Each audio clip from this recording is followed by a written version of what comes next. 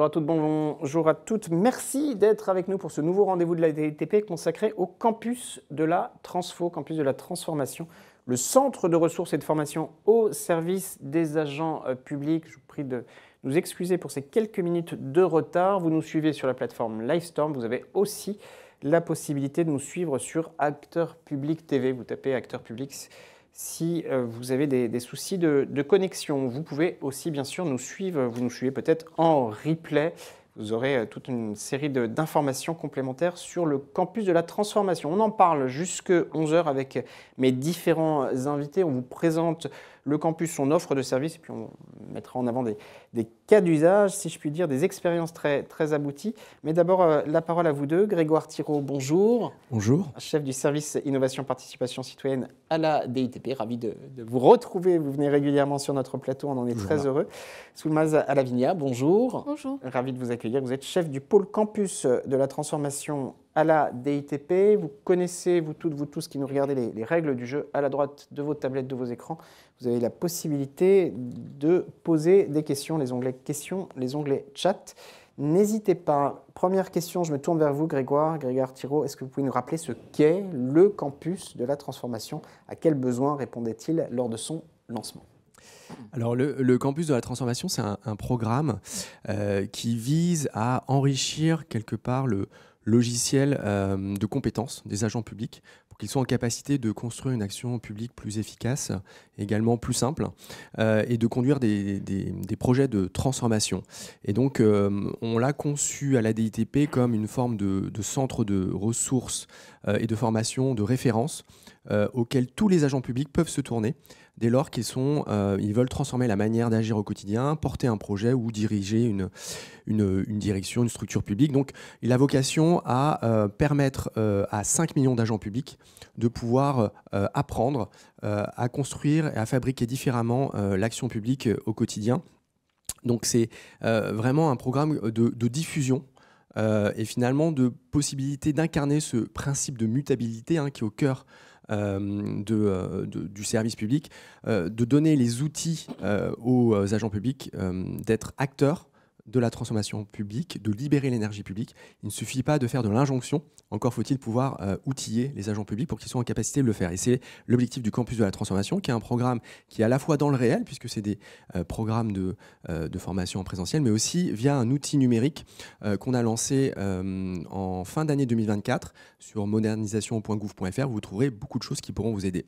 Derrière tout ça, en fait, on a deux grands enjeux au-delà d'outiller les agents publics. C'est un enjeu d'efficacité et d'action publique pour le citoyen. Ça, je l'ai déjà évoqué. Finalement, ce campus va permettre d'accélérer la transformation publique à tous les étages et à tous les niveaux, mais aussi de sécuriser la réussite des projets de transformation en ayant les compétences et les outils qui permettent de fabriquer quelque chose qui fonctionne pour de vrai.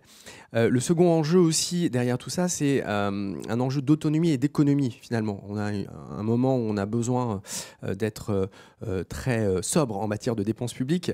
Et donc, tout ce qu'on apprend, tout ce qu'on internalise en termes de compétences, c'est autant de choses qu'on ne demandera pas à quelqu'un d'extérieur, à un prestataire. Et donc, ça permet finalement de se donner l'autonomie, la capacité à mener soi-même le projet de transformation. C'est qu'il y a eu des débats après la période Covid sur ce sujet-là. Et donc, ce programme vise quelque part à répondre à ce sujet de capacitaire d'internalisation de compétences de l'État.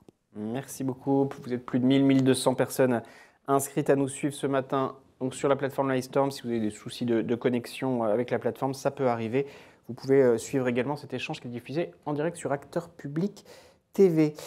Beaucoup de questions, des dizaines de personnes qui s'interrogent sur l'offre de service. Alors ça fait partie des enjeux qu'on avait calés ensemble. Rappelez-nous votre offre de service, vos missions, vos objectifs.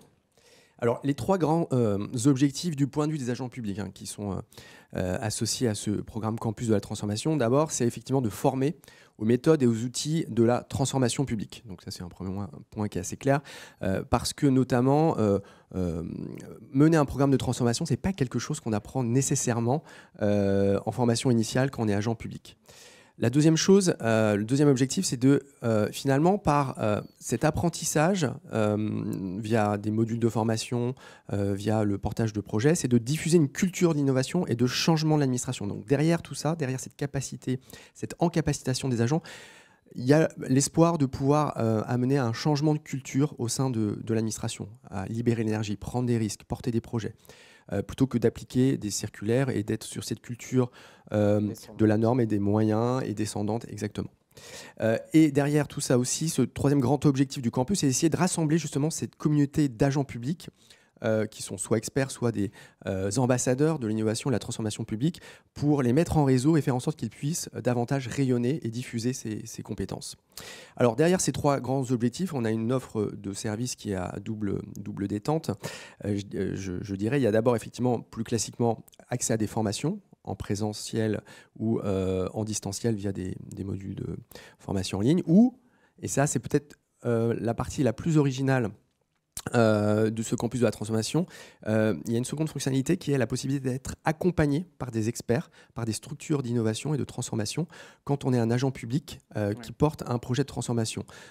Puisque au-delà donc de ces formations, alors on a 9 formations en ligne, je vous invite à les regarder, on a aussi une quinzaine de formations en présentiel, on a des communautés de réseaux d'experts qui sont présentées sur le site donc, du campus de la transformation publique et qu'on peut contacter si jamais on porte un projet de transformation. Si je suis un agent public, mon chef me donne instruction de porter tel projet, j'ai jamais été formé, on peut essayer de contacter un laboratoire d'innovation.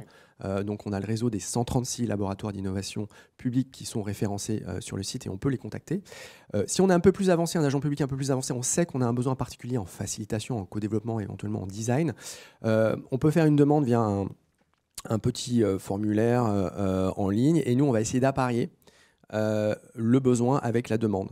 Si j'ai besoin d'un facilitateur à Besançon, j'ai besoin d'animateurs en co-développement à Marseille, on va essayer d'apparier le besoin et la demande à la main à ce stade. On verra comment on pourra progresser dans les prochains mois pour faire en sorte qu'on soit sur une logique non pas seulement de formation, mais de formation mise en pratique.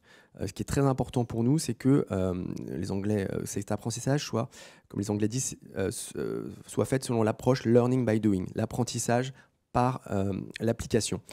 Et pour nous, c'est très important parce qu'on peut apprendre, se former, mais si on n'utilise pas ce qu'on a appris, c'est la culture générale. C'est comme si on s'était enrichi soi-même, mais on n'apportera pas la transformation à l'administration. Donc il faut pratiquer pour réussir à intégrer ces compétences. Merci beaucoup. Beaucoup de réactions. Il y a une question sur le CNFPT. On donnera la parole au CNFPT dans un instant. Comment peut-on faire des immersions au sein du campus? On va y répondre au gré des tables rondes. Et encore une fois, dans les replays, vous verrez, on mettra un certain nombre de liens expliquant, détaillant aussi ces enjeux. Question sur le bilan aujourd'hui. Quel bilan faites-vous des actions du campus de la Transfo? Quels sont les impacts? Quels sont les résultats? Peut-être tous les deux. Alors, je commence, oui. Alors, au moment du lancement, on a essayé de regarder un peu les résultats, l'audience de nos modules de formation en ligne, et on ne l'avait jamais fait. On s'est rendu compte qu'il y avait 53 000 participants sur les 5 modules de formation qui étaient donc à disposition en 2024, donc ce qui est énorme. D'ailleurs, la moitié des participants viennent de la fonction publique territoriale. Je crois que vous en parlerez tout à l'heure. Donc, on a 260 000 heures de formation en ligne réalisées. Et puis, en computant toutes les formations qu'on réalise à la DITP, on s'est rendu compte qu'on avait formé plus de 1300 personnes au cours des 2 dernières années, en présentiel également. Donc, on ne part pas de zéro. Et en fait, la mise en ligne de la partie numérique du campus de la transformation va nous permettre d'accélérer la diffusion, puisque, comme je l'ai dit tout à l'heure, on vise 5 millions d'agents publics, on part de 53 000, donc on a un petit peu de marge. Mais on note déjà que depuis le lancement, on a, depuis janvier, en 2 mois et demi, on a 6 000 personnes qui se sont inscrites sur Mentor, donc la plateforme de diffusion pour les agents de l'État, à nos modules de formation, sachant qu'on est passé aussi de 5 à 9 modules en ligne. Donc on a largement enrichi l'offre, donc on espère de meilleurs résultats encore, notamment grâce à la diffusion de cette émission. Il va y avoir un boom d'inscription peut-être. Juste une question sur fonctionnaire ou contractuel, vous faites les deux? Oui, bien sûr, c'est accessible donc à tous les agents publics, quel que soit le statut. quel que soit, tu l'as dit Grégoire, le corps, le grade, effectivement, tout agent, tout manager, tout chef de projet en transformation publique et évidemment les 3 versants de la fonction publique. Donc, ouais. Sur l'impact, vous vouliez ajouter quelque chose peut-être sur les résultats, Soulmaz à Lavinia? Oui, je veux dire qu'effectivement, on a aussi des formations présentielles et que depuis le mois de janvier, on a formé environ 900 personnes en présentiel, puisqu'on forme aussi dans les écoles et instituts du service public, où on va former en formation initiale des promos de 100 à 150 élèves, par exemple, à l'INSP, où très rapidement, on peut acclimater, acculturer un grand nombre d'agents publics à ces sujets de transformation. Vous y avez répondu en creux, et ça fait aussi partie des questions qui sont dans le chat sur le public cible. On parle de cadre, on parle de manager, on parle d'agents, on parle des 3 versants de la fonction publique. On évoquait le CNFPT et la territoriale. C'est tout cela à la fois, le public cible? C'est ça, exactement. Donc les 3 versants, le CNFPT, on va l'évoquer tout à l'heure, la fonction publique hospitalière avec laquelle on commence aussi à travailler. On pourra en dire 2 mots tout à l'heure. Et puis évidemment le public cible. Donc l'idée du campus, c'est vraiment que ce soit donc des formations conçues par les agents publics pour les agents publics, donc pour tout agent qui souhaiterait sans capacité sur ces compétences-là. Donc on a vraiment ce souci de donner accès de manière très simple et pragmatique à tout agent qui souhaite monter en compétences, mais aussi à tout service RH, par exemple, formation dans une organisation qui souhaite l'inscrire dans un plan de formation, ou une école ou un institut du service public qui souhaite l'inscrire dans son référentiel de compétences et son catalogue de formation. Merci beaucoup. Peut-être une question que je prends à la volée. Est-ce que la demande de formation passe par la DRH de mon organisation ? Comment faire pour celles et ceux qui nous regardent, qui veulent se tourner vers vous? Ils le font directement ou ils passent par leur RH? Pour les demandes, alors les formations qui sont accessibles en ligne, elles sont accessibles en ligne sur une plateforme qui s'appelle pour les agents de l'État la plateforme Mentor, donc ils s'inscrivent directement. On a une formation, on en parlera, qui est sur FunMOOC, donc là l'agent s'inscrit à d'initiative. Et puis ensuite, pour les formations en présentiel, il lui est demandé, au moment où il remplit un formulaire, de s'enquérir de l'accord de sa hiérarchie, comme il le ferait habituellement. Merci beaucoup. Si je peux me permettre sur notamment les formations qualifiantes qu'on a développées, donc formation en présentiel qualifiante en facilitation par exemple ou co-développement. On demande aussi, la formation est gratuite, toutes nos formations sont gratuites, peut-être c'est important de le souligner. On demande simplement que si cette formation est qualifiante, qu'on puisse vous mobiliser une fois que vous avez réalisé cette formation, pendant 2 ans sur 2 interventions. C'est gratuit, mais la contrepartie, c'est que vous puissiez nous aider, intégrer la communauté d'experts et nous aider pour réaliser des missions au profit d'administration. Donc c'est quelque chose d'important aussi à noter dans la logique du campus. Merci beaucoup. On va passer dans un instant aux deux séquences de table ronde. Des agents du ministère de l'Intérieur réagissent en disant qu'ils ont quelques soucis pour voir les vidéos. On a la possibilité de regarder en direct sur Acteur Public. À ce moment-là, vous quittez Livestorm sur votre moteur de recherche, vous mettez Acteur Public. Peut-être 2 dernières questions sur le campus de la Transfo. Vous l'avez dit en introduction, à Grégoire Thireau, le campus s'adapte aux enjeux de l'action publique 2025. On parle de simplification, on parle d'innovation, on parle aussi de contexte budgétaire, vous l'avez dit en creux.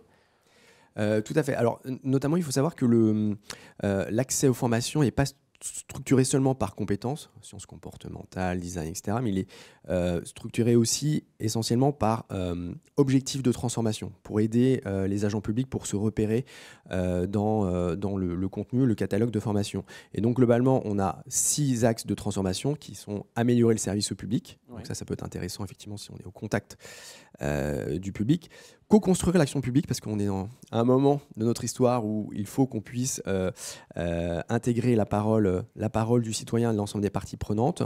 On a aussi conduire un projet de transformation, donc plein d'outils techniques pour vous aider à fabriquer ça correctement. Intégrer le facteur humain. Les sciences comportementales, le design nous aident à faire cela. Piloter par l'impact. Quel est le résultat de mon action? Et le penser de bout en bout et travailler autrement sur cette transformation, innovation managériale pour sortir de cette culture verticale descendante qui est au cœur de l'ADN de l'administration française. Mais ça change. Quelle suite à venir? Peut-être juste une autre question encore sur celles et ceux qui peuvent en bénéficier. Les agences, alors des agents qui sont en agence de l'État, agence publique, c'est possible aussi? C'est possible aussi. Les opérateurs, en tout cas agences, effectivement, nous sollicitent régulièrement au quotidien et on échange avec eux pour leur donner accès aux outils. Bon, visiblement, beaucoup de personnes intéressées, donc vous allez peut-être avoir un boom d'inscription. Toute dernière question avant de basculer sur la table ronde, les suites, les perspectives. Si on se revoit dans 6 mois, dans 1 an, qu'est-ce qui va évoluer en priorité? Alors, il y a enrichir l'offre. On continue à produire, on va produire plus de formations, notamment formations en ligne sur la simplification, notamment, avec des kits en ligne pour vous aider à simplifier des formulaires, des documents, des dispositifs. On va travailler aussi beaucoup sur les usagers avec une formation complémentaire sur la lutte contre les incivilités, aussi accueillir des personnes en situation de handicap. On fait cette année les 20 ans de la fameuse loi de 2005. Davantage d'outils aussi pour piloter par l'impact. Oui. Ça, c'est très important aujourd'hui pour mettre en place cette culture de l'efficacité au quotidien. Et puis, quelque chose aussi sur la posture du contrôleur, de l'inspecteur, grâce aux sciences comportementales. On sait que c'est un sujet qui peut être un peu frictionnel parfois. Et donc, on va travailler aussi sur quelque chose qui permet de se rendre compte, quand on est contrôleur ou inspecteur, de la posture que l'on a et comment on peut éviter les frictions qui peuvent arriver lorsqu'on est en mission. On va aussi essayer de créer des parcours en fait, de transformation publique. Parce qu'on voit bien qu'aujourd'hui, on a un contenu pour tout le monde, mais que les besoins peuvent être différents suivant son positionnement, son niveau de responsabilité au sein de l'administration. Donc on va essayer de distinguer des parcours de formation qui soient plus complets et qui soient éventuellement certifiants, qualifiants, suivant qu'on est soit un cadre dirigeant, un manager ou un agent public. Donc on va essayer de construire cette logique-là. On va essayer aussi d'enrichir et d'approfondir nos partenariats avec le CNFPT. On a déjà commencé à se rencontrer avec la fonction publique hospitalière, le réseau des écoles du service public pour ce qui concerne également la formation initiale. Et puis, on va essayer de mesurer davantage, mettre en place un dispositif de mesure de l'impact de nos formations. Est-ce que les personnes sont satisfaites? Est-ce qu'au bout de 6 mois, elles ont utilisé ces dispositifs pour essayer d'être dans une logique d'amélioration continue et de coller aux besoins des agents publics? Et puis, on va continuer de développer cette fonctionnalité d'appariement pour peut-être un jour automatiser l'appariement entre un besoin et un innovateur. Ce serait notre rêve ultime. Merci beaucoup. Quelques questions pragmatiques. Pourra-t-on partager les vidéos de ce webinaire? Évidemment, on va les mettre en ligne dans quelques jours et vous pourrez les diffuser largement. Merci infiniment Grégoire Thiraud, chef du service Innovation Participation Citoyenne, d'avoir lancé ce rendez-vous de la DITP.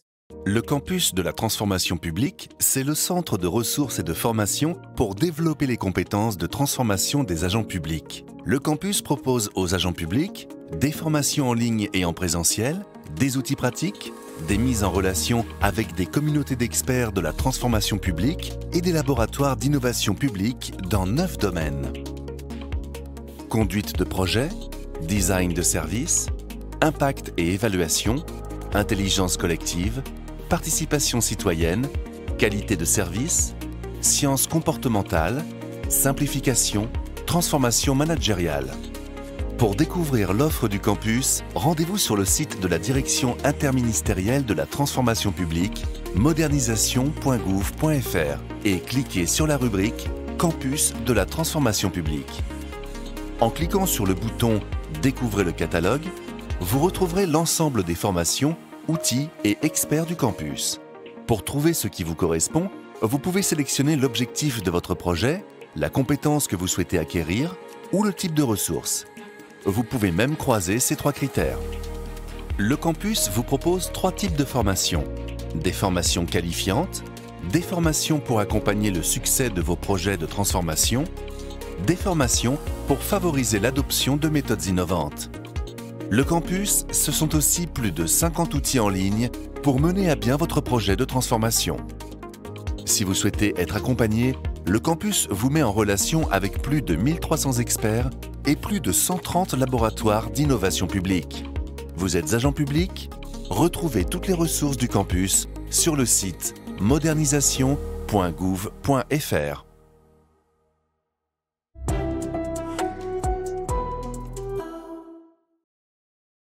Retour en direct pour ce rendez-vous de la DITP. On est le 18 mars. On parle du campus de la transformation, le centre de ressources et de formation au service des agents publics. Merci d'être extrêmement nombreuses et nombreux à nous suivre en direct. Vous pouvez peut-être nous regarder en replay. Alors, on a fait un premier volet de présentation du campus. Je vous invite à le regarder et puis on fera une troisième séquence dans un instant. Mais parlons formation avec vous, Soulmaz Alavinia. Vous êtes toujours avec nous, chef du pôle campus de la transformation à la DITP. À vos côtés, Sandrine Guébin. Bonjour.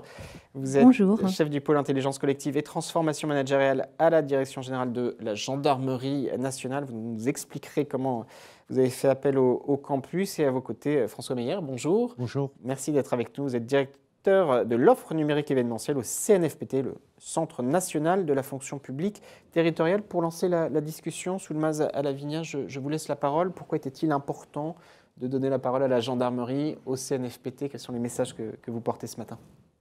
Merci. Donc effectivement, ce qui nous a reliés avec la gendarmerie nationale et puis le CNFPT, c'est au départ un projet lié à la transformation managériale, donc la formation Travailler autrement, qui est une formation qui permet d'aborder la question des relations interpersonnelles, la question de comment on communique dans une équipe, comment on prend en compte les émotions, comment on gère le temps de travail par l'approche des sciences comportementales, qu'on met en pratique grâce à différents outils inspirés de l'intelligence collective, donc notamment un jeu sérieux, notamment des idées de défis des ateliers d'intelligence collective qui s'inscrivent donc dans une mallette qu'on appelle la mallette de la transformation managériale. Et donc cette formation Travaille autrement, quand on l'a lancée il y a 2 ans, très rapidement, on a eu des demandes des collectivités territoriales pour avoir accès à la formation. Donc de nombreuses collectivités territoriales, des communes, des départements, des régions. Et donc c'est comme ça qu'on s'est rapidement rapproché du CNFPT pour pouvoir en partenariat proposer cette formation sur la plateforme FunMOOC. Pour ce qui est de la gendarmerie nationale, c'est très naturellement dans une démarche de transformation managériale entamée par la gendarmerie nationale qu'on a été sollicité, d'une part pour cette approche, donc travailler autrement par l'approche des sciences comportementales, les outils pratiques qu'on peut proposer dans ce cadre-là, mais aussi pour en capacité accompagner les cadres sur les méthodologies d'intelligence collective. Merci beaucoup. Vous êtes vraiment nombreux à nous poser des questions. C'est bien de vous avoir à mes côtés. Soulmaz Alavinia, on y répondra dans un instant. On répond à toutes vos questions. Peut-être en prolongement, Sandrine Guébin, je le disais, vous êtes chef du pôle intelligence collective et transformation managériale à la gendarmerie nationale. En prolongement de la présentation de Soulmaz Alavinia, expliquez-nous comment vous avez... pourquoi le projet sur lequel vous êtes appuyé sur le campus, si vous pouvez l'évoquer. Alors en fait, il y a 2 projets. Le premier, c'est l'expérimentation d'un parcours de transformation managériale au sein de la direction générale de la gendarmerie nationale, c'est-à-dire effectivement interroger la posture de manager quand on est dans un contexte comme toutes les administrations, de gestion de crise, d'augmentation de l'activité. Et donc, comment on réinterroge sa posture et comment on associe finalement ces équipes dans une réflexion, comment on réinterroge ces processus. Donc ça, c'était la première phase. Et puis, on a aussi sollicité le campus dans le cadre d'une formation de facilitateurs, puisque nous avons un atelier, un lab innovant au sein de la gendarmerie nationale qui est destiné finalement à accompagner soit les équipes, soit les managers de projet dans le cadre de transformation managériale. Et donc, on avait besoin d'une compétence pour animer ces séances et on a fait appel donc, à la DITP qui nous a gentiment et vraiment professionnellement accompagnés pour former des facilitateurs qui aujourd'hui sont opérationnels et viennent de toutes les directions et des services de la direction générale. Voilà, c'est comme ça que ça s'est passé. Merci, je reviens vers vous dans un instant. Il y a beaucoup de questions dans le chat sur l'impact de cette formation, de ces projets. On va l'évoquer. Mais à vous la parole, François Meyer, directeur de l'offre numérique événementielle au CNFPT, dont on parle beaucoup sur le plateau et également dans le chat. Expliquez-nous également ce que vous avez mis en place. En fait, le partenariat a pris la forme d'un MOOC, la mise à disposition d'un MOOC sur la plateforme FunMOOC. Ça doit être notre 52e ou 53e MOOC qu'on diffuse régulièrement. Concernant ce MOOC particulièrement, on est à la 4e session qui s'est terminée hier. On a une 5e session qui s'ouvre. Les inscriptions sont ouvertes et les enseignements commenceront le 12 mai de mémoire. C'est quoi ces MOOC? C'est un MOOC, 5 semaines, 10 modules. Chaque module fait 30 minutes. Les personnes peuvent les consulter librement, c'est-à-dire que ce n'est pas une progression linéaire. Ils peuvent venir piocher ce qu'ils souhaitent, ce qu'ils recherchent. Et aujourd'hui, on a un taux de satisfaction assez important, puisque tout à l'heure, je regardais, alors c'est quasiment un score stalinien, on est à 96% de satisfaits sur... ils ont trouvé, nos internautes ont trouvé ce qu'ils venaient chercher à 96%, dont 50% disent que la formation a répondu strictement à toutes leurs attentes. Voilà, donc un beau défi et... on espère qu'il y aura encore beaucoup de monde pour la prochaine session. Il y a pas mal d'agents territoriaux, de managers territoriaux, donc je pense à l'issue de cette émission. Et la collaboration avec la DITP, c'était pour le mettre en avant? Alors oui, la collaboration, je crois qu'elle s'est très bien passée. On a eu un travail déjà d'intégration, puisque de notre côté, en fait, on a intégré les ressources qui avaient été produites par la DITP sur la plateforme. Et c'est la DITP qui assure l'animation, la modération de la formation. Voilà, donc je crois que c'est une collaboration qui est fructueuse et qui nous permettait, nous, CNFPT, de compléter notre offre pour les agents territoriaux sur des demandes qui étaient remplies par la DITP. L'idée n'était pas nécessairement de refaire des choses qui existaient par ailleurs et on a pu, à ce moment-là, bâtir ce partenariat. Merci beaucoup. Je reviens vers vous, Sandrine Guébin. Si on se met à la place des managers qui nous regardent, des organisations qui sont susceptibles de solliciter le campus, vous l'avez dit, hein, votre idée initiale, vous avez un lab innovant, lab innovation, vous avez développé ces ateliers, donc vous avez sollicité la DITP pour animer, pour faire vivre, pour muscler ces projets. C'est bien ça. Est-ce que vous pouvez nous raconter concrètement comment ça s'est fait? Oui, alors on gère un lab innovant, hein, effectivement, et donc on accompagne des équipes. Hein. Ce lab existe depuis 2 ans et demi, et effectivement pour animer ces sessions en intelligence collective qui se fondent sur la co-construction, la co-création, là où on réinterroge des processus de travail pour voir si on peut dégager des marges de manœuvre ou faire mieux. Voilà, on avait besoin effectivement de professionnaliser notre réseau d'animateurs ou de facilitateurs pour être vraiment correct avec le jargon. Et donc, c'est pour ça qu'on s'est retourné vers la DITP pour se faire accompagner et bénéficier d'une formation dédiée à nos agents qui étaient des civils et des militaires de la gendarmerie nationale, quel que soit le statut, pour venir en renfort et animer ces sessions d'intelligence collective. Merci beaucoup. Des gens, M. Meyer, demandent le nom du MOOC, parce qu'ils sont visiblement en train de les chercher. Travailler autrement, vous allez sur la plateforme FunMOOC. Vous descendez tout en bas, vous avez établissement, vous cliquez sur le logo CNFPT et dedans vous trouvez c'est Travailler autrement. Sinon dans la barre de recherche, je pense qu'on le trouve assez facilement. Vous répondez vous-même dans le chat, puisque je salue Madame Maroual qui a mis le lien. Travailler autrement, prochaine session ouverte le 10 mai, elle ne se trompe pas. Alors non, c'est dès maintenant ou demain à l'ouverture de l'inscription et les cours commencent le 12 mai. Le 12 mai. Du 12 mai au 15 juin. Voilà, très exactement. Les élus peuvent... alors, c'est la particularité. Tout le monde peut se connecter puisque sur FunMOOC, l'inscription est libre. Il suffit de se créer un compte sur FunMOOC et à partir de ce moment-là, vous avez accès à l'ensemble des offres proposées sur FunMOOC. Tout ça, ce sont des liens aussi dans le replay, dans les vidéos qu'on mettra en ligne, qu'on enrichira. On mettra aussi le lien du MOOC. Je me tourne vers vous, Soulmaz Alavignac. Donc, on a bien compris, hein, de côté gendarmerie, vous avez développé ces ateliers. Est-ce que vous pouvez nous expliquer, côté DITP, comment ça s'est fait? Vous avez écouté les besoins, les attentes de la gendarmerie, ce qu'ils mettaient en place sur ce lab innovant, et vous êtes greffé, vous avez fait du sur-mesure, finalement, on peut dire les choses ainsi?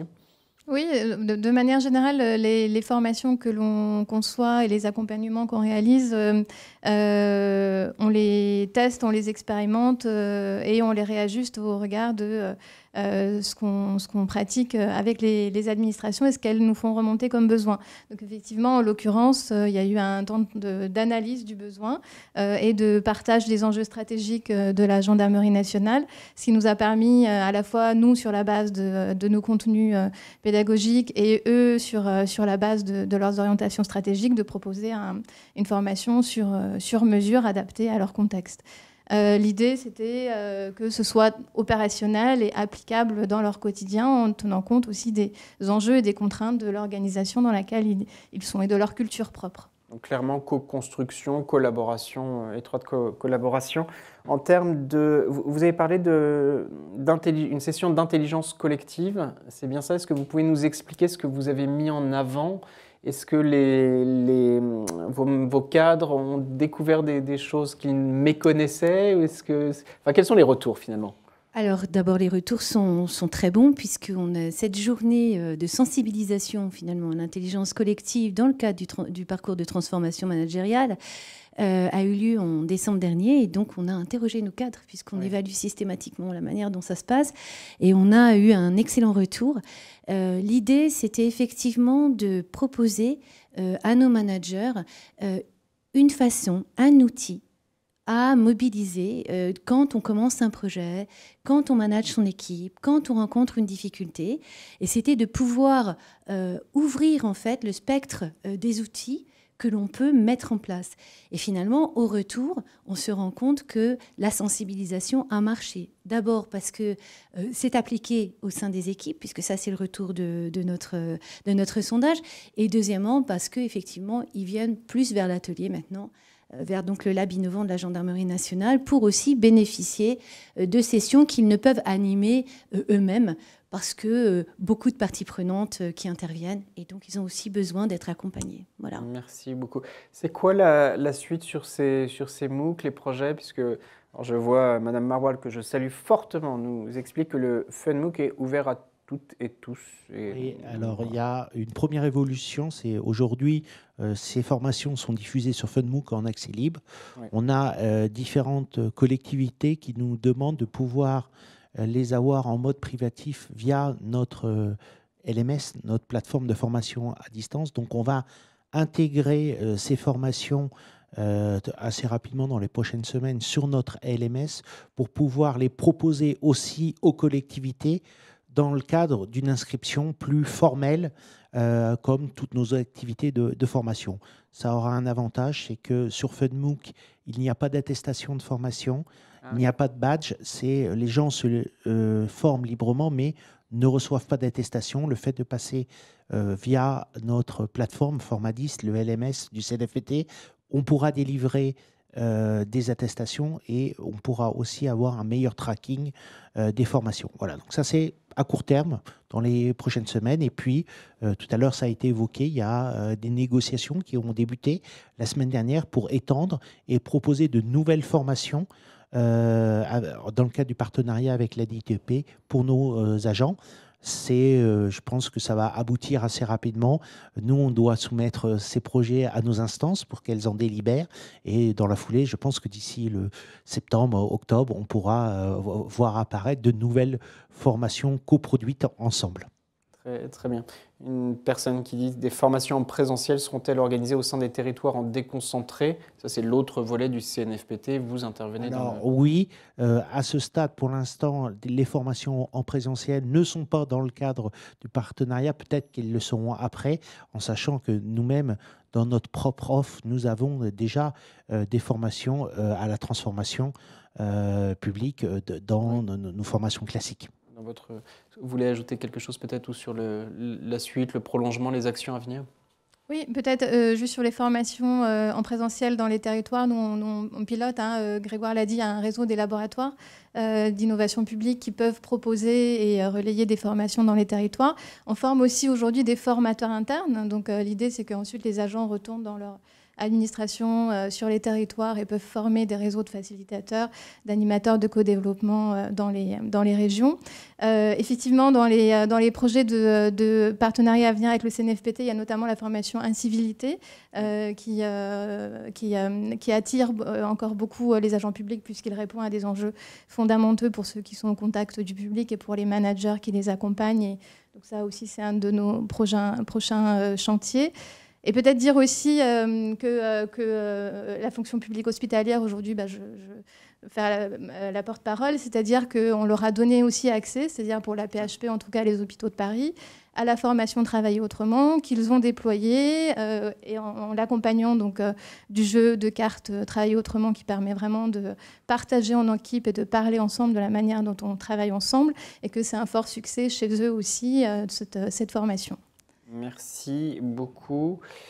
Comment identifier les formations certifiantes? Est-ce que ces formations sont certifiantes?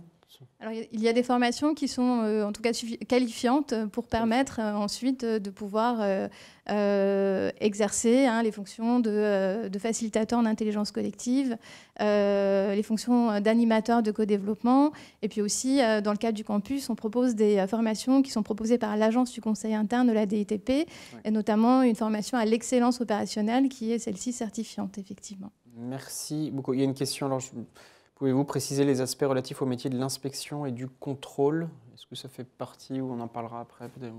Oui, dans la séquence d'après. Oui. Ça marche.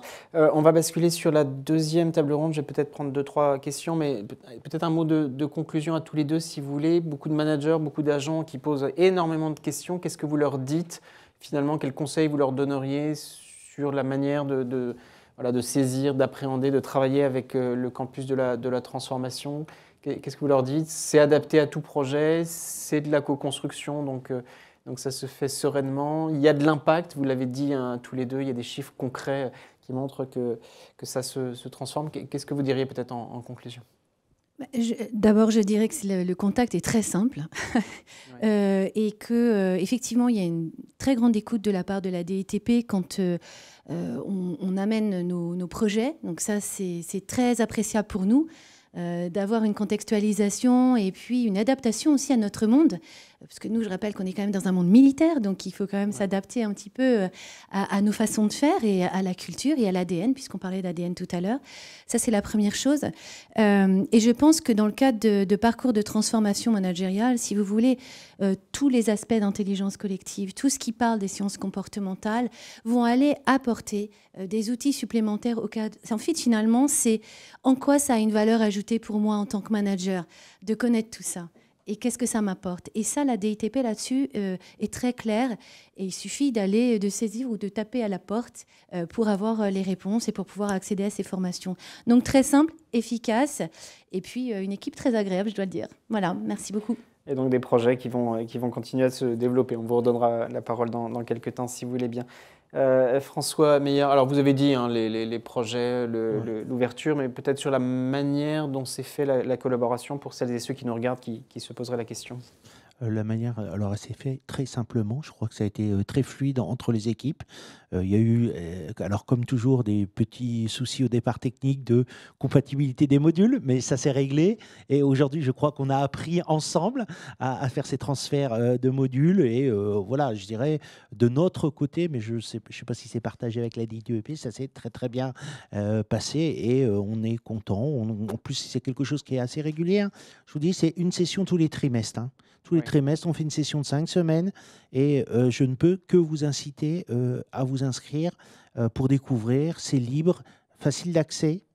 C'est libre, vous consultez ce que vous souhaitez en fonction de vos attentes. Je vous dis, c'est comprendre et me faire comprendre, mieux interpréter mon comportement et celui des autres, être attentif à l'autre, maîtriser mon temps de travail. Voilà les titres de certains des modules. Je pense que ça peut intéresser et je vous dis, c'est facile d'accès. Donc, je ne peux que vous conseiller nos internautes à aller s'inscrire sur la session qui va s'ouvrir. Ok, donc encore une fois, sur la vidéo replay, certainement un certain nombre d'entre vous nous regardent, vous pouvez nous regarder en replay. Les liens de présentation, d'inscription seront mentionnés. Peut-être Quelques questions à la volée. Les FunMOOC sont en accès gratuit. Vous avez dit que oui. La plateforme, il y a trop de questions, ça défile. FunMOOC, c'est gratuit, voilà. La plateforme FunMOOC du CNFPT est très bien faite. Bah, c'est un commentaire. On maîtrise son temps, cela offre beaucoup de souplesse. Oui, Madame Nicolo, est-ce que vous allez ouvrir Mentor aux territoriaux? Puisque vous avez mentionné Mentor plusieurs fois, Grégoire aussi. Alors, à ce jour, non. Mais en tout cas, déjà, au niveau de l'État, Mentor se déploie de plus en plus. Et donc, de plus en plus d'agents de l'État et certains opérateurs ont accès à Mentor. Et donc, ce qu'on propose à ceux qui n'ont pas accès à Mentor, donc effectivement, collectivité territoriale, fonction publique hospitalière, c'est justement FunMOOC. Et puis, c'est aussi, pour l'instant, de donner accès, pour ceux qui ont une plateforme de formation, directement aux éléments de la formation. Donc, tous les jours, on a des demandes qu'on satisfait en donnant accès aux ressources directement. Vous allez en avoir encore plus. Merci beaucoup à tous les trois. Merci infiniment, Soulmaz Alavigna. Vous êtes chef du pôle campus de la transformation à la DITP. François Meyer, directeur de l'offre numérique événementielle au CNFPT. Sandrine Guébin, merci d'être venue témoigner. Madame la chef du pôle intelligence collective transformation managériale. Le campus de la transformation publique, c'est le centre de ressources et de formation pour développer les compétences de transformation des agents publics. Le campus propose aux agents publics des formations en ligne et en présentiel, des outils pratiques, des mises en relation avec des communautés d'experts de la transformation publique et des laboratoires d'innovation publique dans 9 domaines. Conduite de projet, design de service, impact et évaluation, intelligence collective, participation citoyenne, qualité de service, sciences comportementales, simplification, transformation managériale.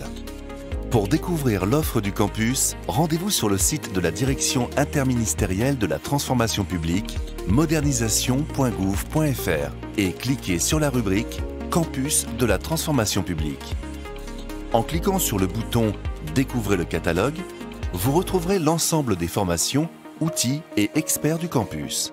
Pour trouver ce qui vous correspond, vous pouvez sélectionner l'objectif de votre projet, la compétence que vous souhaitez acquérir ou le type de ressources.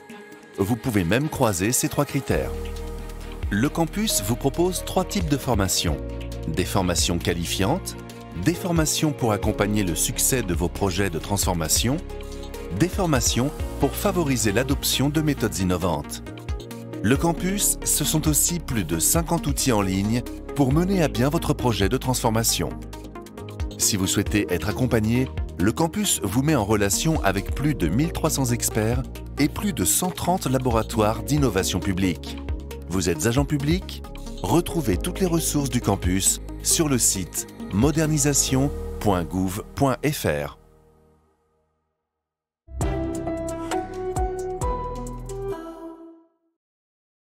De retour en direct pour ce rendez-vous de la DITP consacré au campus de la transformation, centre de ressources et de formation au service des agents publics. Plus de 1200 personnes inscrites ce matin. Vous connaissez la règle du jeu. À la droite de vos tablettes, de vos écrans, vous avez des questions, des onglets questions. Allez-y, continuez. Les questions sont extrêmement nombreuses. Et c'est tant mieux si vous nous suivez en replay. Vous pouvez revisionner les 2 premiers volets de ce rendez-vous de la DITP. Et vous avez, accompagnant ces vidéos, quelques lignes, beaucoup de liens, de présentations, d'inscriptions ou de renseignements. Nouveau regard croisé. Merci à nos invités d'être là. Alban Praquin, bonjour.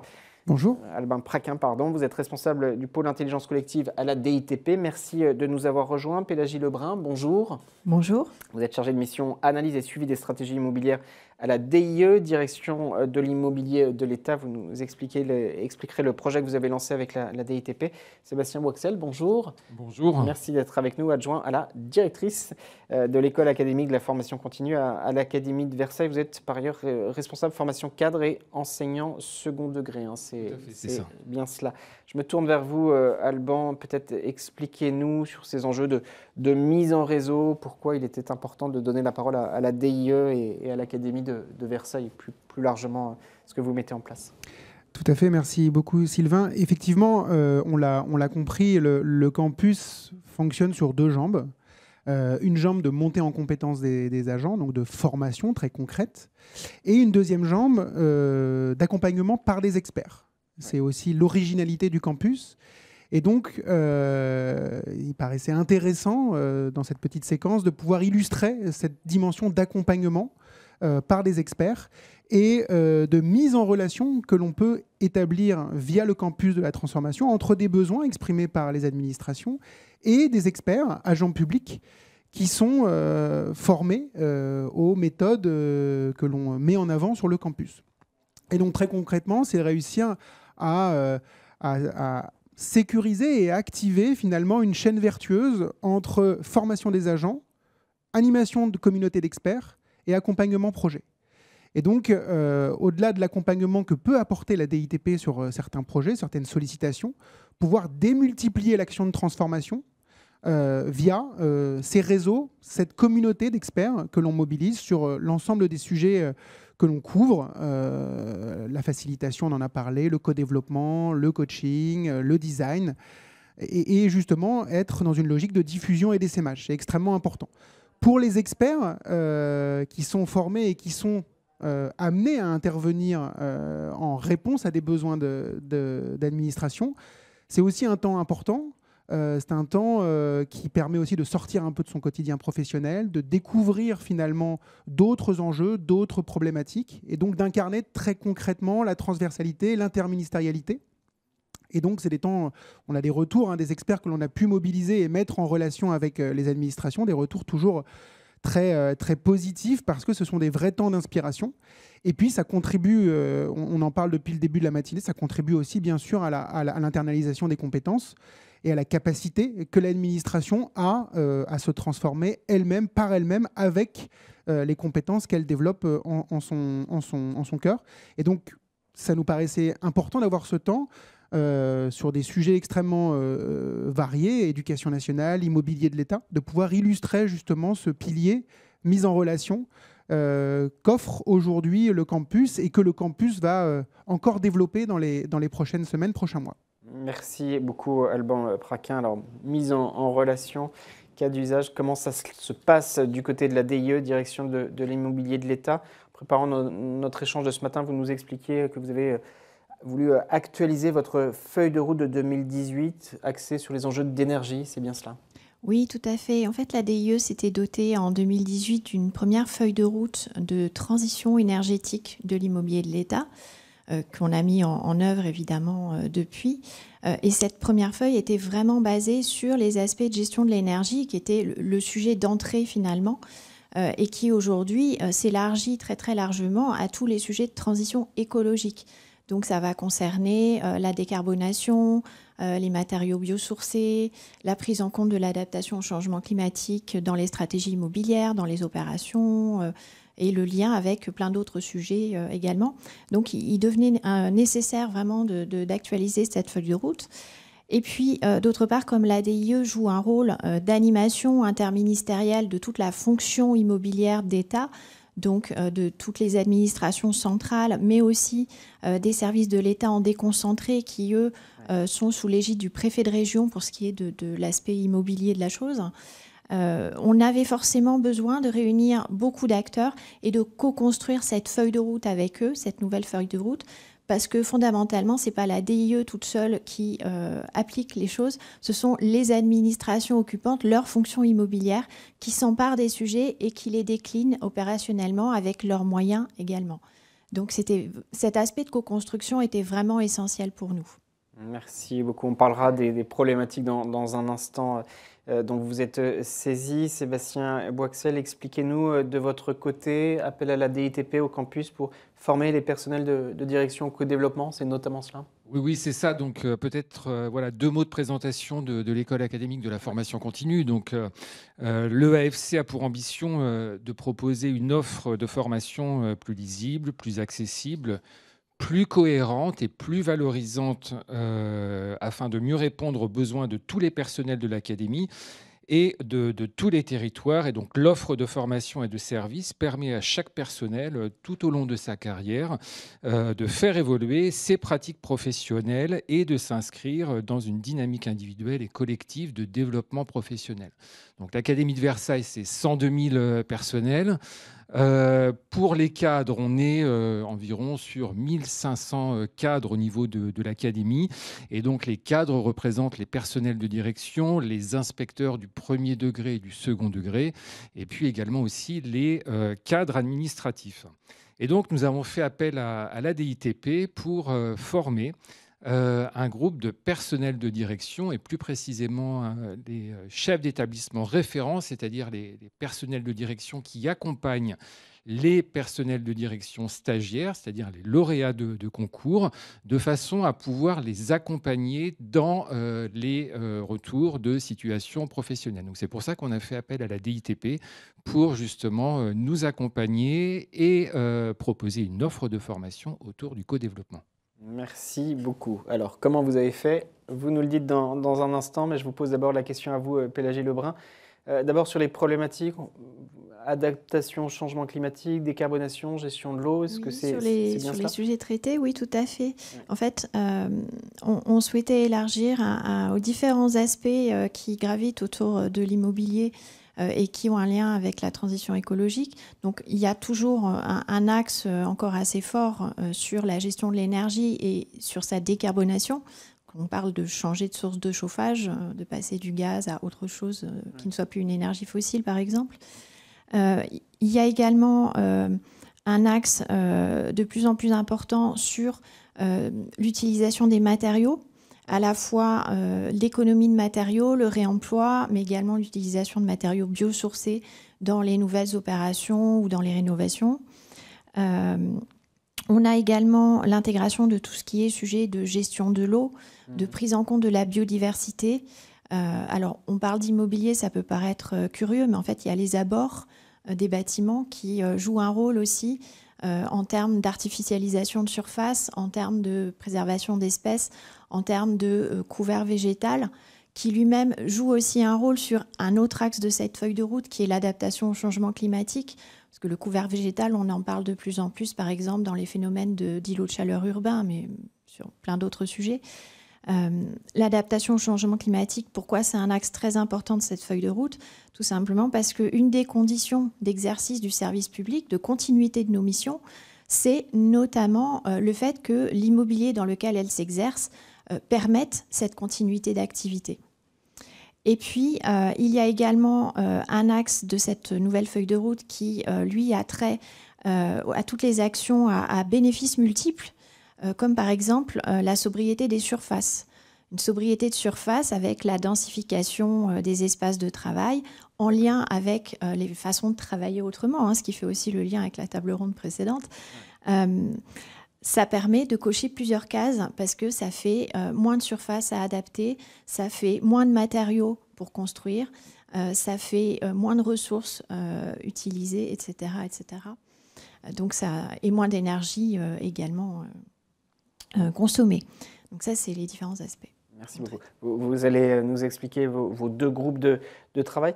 Sébastien Boixel, expliquez-nous concrètement, alors beaucoup de questions là encore dans le chat sur comment ça se passe, quels impacts, combien de personnes touchées, quels sont les retours. Qu'est-ce que vous pouvez nous dire en la matière? L'impact, Alors, l'impact, en fait, quand on regarde en fait l'objectif, c'est-à-dire qu'on a une attention particulière sur les parcours d'adaptation à l'emploi et sur les phases dites de transition professionnelle des cadres. Je crois que c'est vraiment important puisque quand on regarde les moments de la carrière où les cadres se forment le plus, c'est vraiment les moments où on tend vers une mobilité, où on souhaite en tout cas évoluer dans ses missions de cadre. Et c'est vraiment l'objectif de ce qu'on a souhaité porter en termes d'accompagnement, puisqu'on a une offre de formation et de services. Mais on voit bien que ce qui fonctionne, c'est l'accompagnement de cette formation et de ces transitions professionnelles. Et donc, nous avons pour le moment formé une trentaine de personnels de direction au co-développement, de manière à pouvoir accompagner les personnels de direction stagiaires dans leur année de formation dite statutaire, de manière à pouvoir revenir sur des situations professionnelles de terrain, puisque je disais tout à l'heure que l'offre de formation a été repensée pour être au plus proche des situations de travail. On voit bien que la construction des compétences se fait en situation de travail. Et l'idée, l'idée, c'est vraiment de revenir sur ces situations de travail en groupe pour justement pouvoir monter en compétences. Et là, le co-développement est extrêmement intéressant. Merci beaucoup. Madame Lebrun, sur les ateliers, est-ce que vous pouvez nous dire de l'intérieur comment ça s'est passé? 2 groupes qui réunissent des experts, vous l'avez dit. Combien de personnes? 70 personnes? Alors, il y a eu deux étapes en 2 ateliers. Après un premier temps de travail interne à la DIE pour dégrossir justement les axes de cette feuille de route et les grandes actions. Nous avons mené en juillet 2024 un premier atelier qui réunissait 70 personnes qui étaient des experts des sujets de transition écologique de tout notre réseau interministériel, donc aussi bien issus d'administrations centrales que de services déconcentrés. Également les directions et les opérateurs qui sont vraiment les porteurs de ces expertises-là, la DGEC, la DHUP, l'ADEME, le CEREMA également étaient représentés. Des organisations. Oui. Tout à fait. Et donc ce premier atelier a permis en fait de collecter et prioriser tout un panel d'actions sur les différents axes que j'ai évoqués et d'estimer aussi l'effort à fournir pour pouvoir les mettre en œuvre.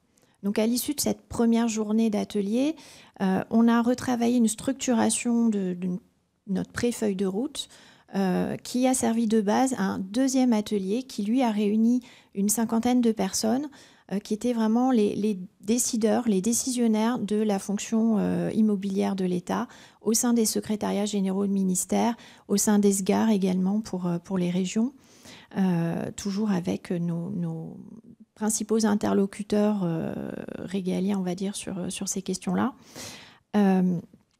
Et à l'issue de cette deuxième journée d'atelier, enfin c'était une demi-journée, nous avons souhaité les faire travailler surtout sur la façon d'organiser les moyens pour mettre en œuvre l'ensemble des actions qui avaient déjà été identifiées. Ce qui constitue aujourd'hui le 6e axe de notre feuille de route, qui est axé sur la meilleure utilisation possible des moyens que nous avons, qu'ils ont également collectivement pour ces sujets-là, à travers des sujets de gouvernance, de pilotage, de stratégie, de choses comme ça. Merci. On peut parler sur l'animation d'un binôme DIE-DITP, c'est bien cela? Oui, tout à fait. Merci beaucoup. Je me tourne vers vous, Alban Praquin, peut-être une réaction à un commentaire aimable dans le chat. Héloïse Bure, que je salue. Elle nous écrit « Les formations en design de services et d'intelligence collective permettent de mettre en pratique des outils qui sont des leviers réels de mise en pratique sur le terrain. Ça peut vous paraître abstrait et peu concret, mais c'est tout l'inverse. De nombreux labs au sein des collectivités, par exemple, ont déjà pu mettre en place de réels projets innovants et transformant l'action publique. Tout cela, c'est concret, c'est réel, c'est pragmatique. Oui, c'est tout à fait concret et réel pour enfoncer le clou, si je peux dire. Peut-être des éléments très opérationnels, mais qui sont importants et qui sans doute intéressent les gens qui nous écoutent. Aujourd'hui, notre vivier, cette communauté d'experts, c'est un peu plus de 600 facilitateurs de l'État, partout sur le territoire national, en métropole comme en Outre-mer. C'est un peu plus de 450 agents formés au co-développement. Donc ça commence à être un vivier intéressant. Bien sûr, à la maille de la fonction publique, ça reste relatif et limité, mais néanmoins, on a des viviers qui sont en capacité aujourd'hui d'être activés de manière très concrète et assez rapide. Et donc, comment on les active très concrètement, pour ceux qui nous écoutent? Aujourd'hui, via le campus de la transformation, on en a parlé, possibilité pour les agents de remplir un petit formulaire très simple dans lequel ils présentent leurs problématiques, ils présentent leurs besoins, les réflexions qui ont déjà eu lieu, qui ont déjà pu être menées. Et ensuite, à la DITP, on essaye de réaliser la mise en relation en fonction du besoin exprimé, en fonction du contexte, de ce qu'on a compris du contexte. Parfois, au-delà du formulaire, ça se double avec un petit appel pour bien appréhender les enjeux. On essaye de voir comment mettre en relation et fournir le bon expert à l'administration demandeuse. Et ça, c'est très concret, très opérationnel. Depuis le début de l'année, on a quasiment 2 demandes par semaine qui arrivent via le campus sur les sujets de facilitation. Et la mise en relation se passe bien. Et à ce stade, les retours qu'on a sont bons. Donc voilà, c'est vraiment quelque chose qu'on a envie de développer parce que déjà, évidemment, notre bande passante, nous, à la DITP en propre, elle est limitée, même si on essaye de se démultiplier. Et puis, encore une fois, c'est quelque chose d'extrêmement intéressant pour les agents. On le voit ce matin avec les cas d'usage que l'on a.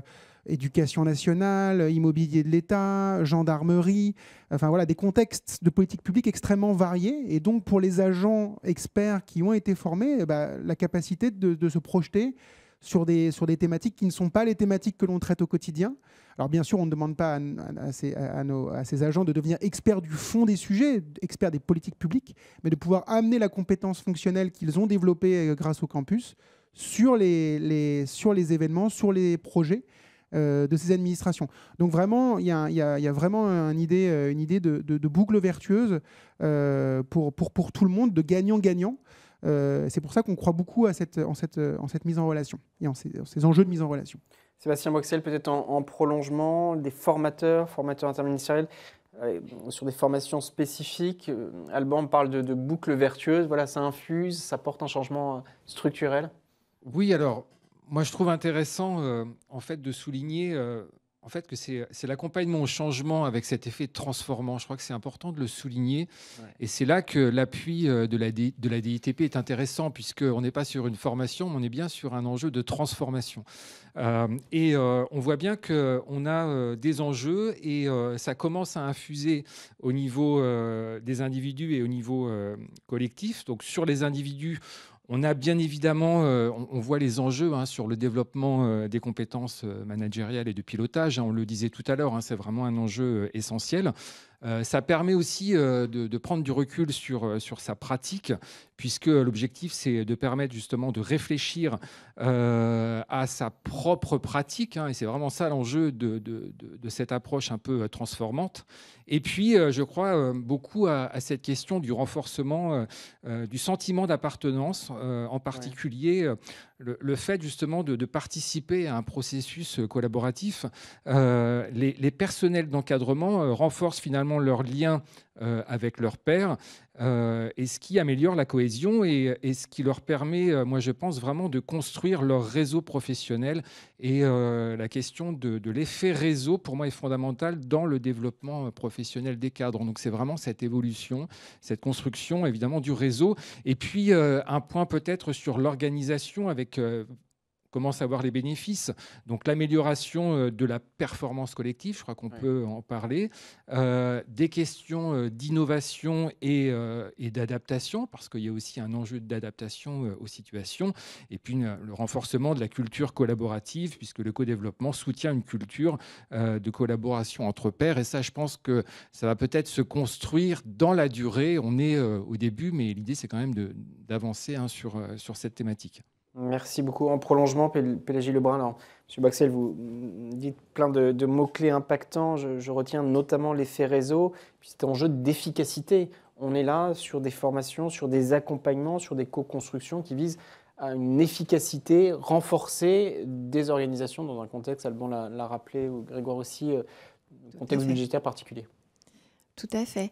Et d'ailleurs, l'accompagnement de la DITP a été vraiment précieux dans l'élaboration de toute la démarche, justement pour que ces ateliers soient efficaces, qu'on se focalise sur le bon objectif et que les modalités de leur animation, de façon détaillée, puissent permettre d'atteindre l'objectif de ces journées, malgré le fait que ce soit un sujet complètement multi-acteurs, complètement protéiforme, parce que beaucoup de sujets intriqués les uns dans les autres, que ça ne reste pas un sujet d'experts en fait, mais que vraiment ça infuse dans les stratégies immobilières et dans les réflexions de l'ensemble des parties prenantes de la fonction immobilière de l'État. Donc ça a été un point important. Et en fait, concevoir ces journées-là, concevoir ces modalités d'animation, c'est un métier, ça ne s'improvise pas. Nous avons un petit peu de cette connaissance-là au sein de l'ADIE, mais pas suffisamment encore. Et puis, nous sommes une petite équipe. Et donc, pour animer autant d'ateliers avec autant de participants, nous avons eu d'abord la chance d'avoir le renfort des équipes de la DITP pour le premier atelier. Et puis, pour le deuxième atelier, nous avons fait appel à travers eux au réseau des facilitateurs de la DITP. D'ailleurs, je tiens à saluer les 3 animatrices qui ont participé, qui étaient volontaires sur ce sujet-là, qui ont vraiment été formidables. Il y a un grand intérêt. Alors, certes, avoir des agents formés à la facilitation au sein de toutes les administrations, c'est un vrai plus. Mais il y a aussi le fait que quand on fait appel au réseau des facilitateurs et qu'on a avec soi des personnes qui ont un regard extérieur et qui ne sont pas partie prenante du sujet qu'on doit traiter, c'est extrêmement important pour que justement les réflexions du collectif ne soient pas influencées, biaisées, et qu'elles puissent vraiment s'exprimer de la façon la plus limpide et efficace possible. Merci beaucoup. Il nous reste 7-8 minutes d'échange, beaucoup de questions. J'en prends une pour vous, Sébastien Boixel. On parle de dizaines de personnes formées, accompagnées. Comment faire en sorte que l'ensemble finalement de l'organisation soit impacté, soit touché par cette transformation? Oui, c'est l'idée. Donc, c'est vrai qu'on démarre doucement. Donc, c'est le côté expérimental. On regarde les effets produits de cet accompagnement à la transformation. Et l'idée, bien évidemment, c'est d'arriver à proposer cette méthode de co-développement pour l'ensemble des cadres, mais pas que. C'est-à-dire, l'idée, c'est de pouvoir justement proposer aussi aux autres personnels de l'académie, les enseignants du second degré, bien évidemment, pour pouvoir prendre du recul sur leurs pratiques. D'accord, donc vous démarrez doucement, mais il y a l'idée de massifier une fois que c'est dispositif. Oui. Bien sûr, l'idée de massifier. Donc, dans un premier temps, c'est voilà, d'avoir un groupe d'animateurs, mais derrière, c'est de pouvoir mettre en place des formations de formateurs pour pouvoir justement dupliquer et puis essaimer cet accompagnement au sein de l'académie. Gilles Lebrun, il y a des... Non, effectivement, en rebond avec ce que vient de dire Sébastien Boixel, effectivement, c'est très vrai sur le cas concret qui nous intéresse là, Éducation nationale, Académie de Versailles. Mais plus globalement, effectivement, on a cette volonté de former les agents, mais aussi avec les agents formés, avec les agents qui sont déjà acculturés à ces méthodes-là, de former à être formateurs et à démultiplier aussi les formations du campus partout sur le territoire. Et que ça ne soit pas que, évidemment, la DITP qui soit en capacité d'animer les formations, mais que des agents partout, en administration centrale, en service déconcentré, soient en capacité à leur tour de s'approprier ces formations et de les délivrer très concrètement à leurs collègues agents de proximité. À la DIE, il y a eu des vocations comme ça, des gens qui se sont proposés pour former, pour accompagner. Oui, en fait, d'ailleurs, moi-même et un de mes collègues du pôle TE, nous avons suivi... depuis la formation des facilitateurs. Merci beaucoup. Je prends quelques réflexions. Peut-être on prendra le temps avec les équipes de la DITP de revenir vers vous plus individuellement sur tous vos questionnements. L'accompagnement, Monsieur M, l'accompagnement du changement est clé. L'acculturation doit se faire au fil de l'eau. Donc effectivement, tout ne se fait pas en un claquement de doigts et de façon immédiate. Pour valoriser tous les agents, il me semble important de faire connaître cette offre à l'ensemble des catégories et pas seulement pour les cadres. Oui, tout à fait. Excellent webinaire, bon, merci. Voilà. Il fait beaucoup de perfectionnement à venir, beaucoup de formations à venir. Comme personne ne régresse sur une carrière professionnelle, les évolutions sont possibles avec le bilan de compétences, définir quel poste, quel agent. Beaucoup de... Je ne vais pas pouvoir toutes les remettre. Il existe un réseau de designers au sein des collectivités territoriales qui s'appelle Dessin Public. Si vous voulez poursuivre et compléter les compétences que propose la DITP, c'est Mme Bure de nouveau qui le mentionne. Oui, vous connaissez ce réseau? Tout à fait. Réseau des designers donc des collectivités territoriales et également réseau des designers de l'État. Donc deux réseaux mais qui communiquent et qui travaillent on va dire en symbiose. Réseau des designers d'État qui est animé par le pôle design de la DITP. Donc effectivement, l'idée c'est aussi évidemment, on s'en rend compte tous les jours, c'est de créer des connexions entre des réseaux qui coexistent mais qui parfois ne se connaissent pas malheureusement et c'est normal. Donc il y a aussi cet enjeu de connexion entre différents réseaux. Et tout ça dans une logique toujours de démultiplication et de passage à l'échelle. Donc c'est vrai sur le design, c'est vrai sur la facilitation. On s'en rend compte tous les jours qu'il y a des viviers, il y a des réseaux de facilitateurs qui existent un peu partout dans les administrations, un peu partout sur le territoire. Et notre rôle aussi à la DITP, c'est de les identifier, de les cartographier et de les connecter pour que tout ça puisse être massifié. J'en profite, du coup, ça me fait aussi une petite idée qui est importante. Pour intégrer la communauté des experts, il n'est pas nécessaire d'avoir suivi à stricto sensu la formation de la DITP. je prends l'exemple sur les sujets de facilitation, il existe beaucoup de formations et beaucoup d'agents, et heureusement, d'agents publics sont déjà formés à la facilitation, et donc ont bien sûr vocation à rejoindre notre réseau, alors même qu'ils n'ont pas suivi notre formation. Donc pas d'inquiétude là-dessus, la formation de la DITP n'est pas un prérequis pour intégrer le réseau. Au contraire, on essaye d'ouvrir au maximum les portes de ce réseau pour qu'il soit le plus efficace et opérationnel possible. Merci beaucoup. Peut-être un mot de conclusion. On arrive au terme de notre échange. Tout cela est passionnant pour celles et ceux qui nous regardent, qui sont désireux de s'inscrire dans cette démarche. Quel conseil vous pourriez leur donner en conclusion? Allez-y, c'est progressif, vous êtes accompagné, c'est sans risque. Alors, un conseil, allez-y. C'est sans risque, puisque on est sur le côté expérimental au départ, et ce qui est intéressant, c'est de voir les effets produits. Ouais. On a parlé de co-développement. On a également lancé dans l'Académie de Versailles un dispositif de coaching professionnel, également aussi pour les cadres. Et on a lancé enfin une formation au leadership transformationnel, puisqu'on sait que 20% en tout cas des résultats des élèves est lié à l'organisation, en tout cas à la manière dont les chefs d'établissement, les personnels de direction pilotent les établissements. Donc, pour mettre en œuvre toutes ces formations, moi je pense que l'accompagnement est essentiel, et je voudrais vraiment remercier la DITP, puisque vous m'avez invité à la journée de la transformation au co-développement et au coaching, et ça m'a permis de rencontrer l'ensemble des acteurs, des formateurs. Et vraiment merci pour ce temps d'échange, puisque au départ l'idée c'est quand même d'arriver à se connaître, de pouvoir échanger et ensuite de pouvoir travailler ensemble. Donc merci pour cette invitation. Merci à vous. Vous voulez en prolongement conclure, insister sur un message, madame?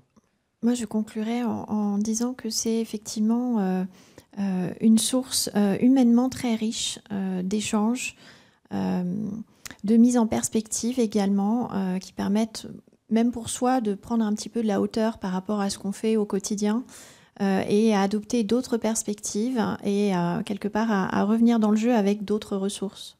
Merci. Donc c'est vraiment, vraiment une démarche très, très intéressante pour le collectif, mais aussi pour soi. Merci d'être venu témoigner. Vous êtes des ambassadeurs du campus, si je puis dire. Alban, un mot de conclusion. Donc, tout cela est en ligne, tout cela est ouvert. Oui, tout à fait. Peut-être le message final, c'est vraiment prenez notre attache, venez vers nous. On est à votre disposition à la fois pour vous conseiller, pour vous orienter aussi au sein de cet écosystème-là. On vous donnera aussi toutes les informations sur les différentes actions d'animation des communautés que l'on mène, que ce soit des webinaires, que ce soit des newsletters, que ce soit des journées présentielles, des temps forts présentiels pour échanger sur ces pratiques-là. Donc on est bien sûr à la disposition des agents pour répondre à ces questions et être les guides, les orientateurs pour que ça soit le plus simple possible pour eux et qu'ils s'y retrouvent dans l'ensemble de ces communautés. Merci beaucoup à vous trois. Merci aux intervenants de ce webinaire. Rendez-vous de la DITP en 3 parties. Vous pouvez revivre les 3 séquences. On va les mettre en ligne rapidement avec un certain nombre de liens, d'informations, de documents en ligne que vous pourrez trouver pertinents pour s'inscrire dans cette démarche. Merci beaucoup aux équipes de la DITP, Grégoire Thiraud, Soulmaz Alaminia, Alban Praquin. Merci aux équipes de la communication, Caroline Florian notamment, pour nous avoir aidés à proposer cette émission. Merci aux équipes d'Acteurs Publics TV et je vous donne rendez-vous pour le prochain rendez-vous de la DITP, c'est le 8 avril sur Service Public Plus, SP+. Donc voilà, on communiquera pour revenir vers vous pour que vous inscriviez à ce prochain rendez-vous de la DITP le 8 avril. Je vous dis à très vite.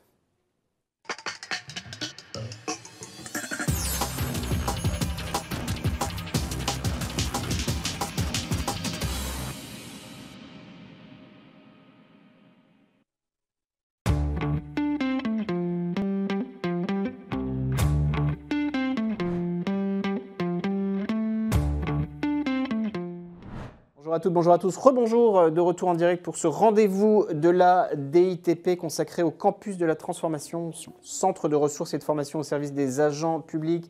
Plus de 1200 personnes inscrites ce matin, vous connaissez la règle du jeu. À la droite de vos tablettes, de vos écrans, vous avez des questions, des onglets questions. Allez-y, continuez, vos questions sont extrêmement nombreuses.